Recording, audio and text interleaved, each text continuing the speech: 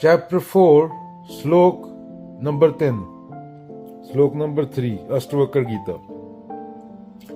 जो खुद को जान चुका है उसके भीतर पुण्य और पाप का कोई स्पर्श भी नहीं होता। जैसे आकाश का धुएं से कोई वास्तविक संबंध नहीं होता, भले ही वो धुआं दिखता हो, वैसे ही आत्मज्ञानी का जीवन कर्मों के धुएं से क्या होता है? अछूता होता है बच्चों। तो पुण्य का क्या अर्थ है? सामाजिक रूप में सराहा गया कर्म। पाप का अर्थ है सामाजिक रूप से निंदनीय कर्म।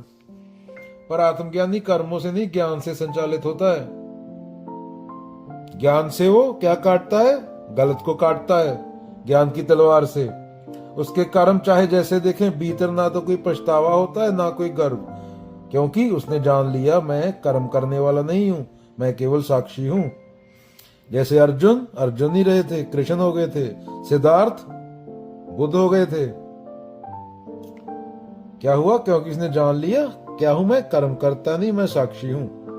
अगर कोई फिल्म में धुआं देखता है तो क्या वो आकाश जल रहा होता है? नहीं, धुआं दिख सकता है लेकिन आकाश में कभी धुएं की छाया नहीं टिकती। वैसे ही सत्य बोला गया, आत्मा गया है, पर कोई कर्म छाया नहीं टिकती। जब आत्मा और सत्य का अनुभव हो जाए तो कर्ता भाव मिट जाता है। मान लो महात्मा गांधी थे, जब गांधी व्रत रखते थे वह पुण्य कहलाता था। पर अगर कोई आत्मज्ञानी वही करे तो वह न पुण्य कमाता है न पाप टालता है, वह केवल स्वभाव में होता है।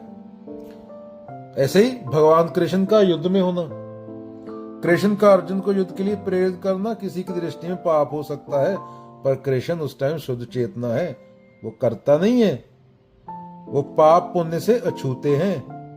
तो आत्मज्ञानी का कर्म बाहरी दृष्टि से दिखता जरूर है, पर भीतर वह शून्य निष्कलंक होता है।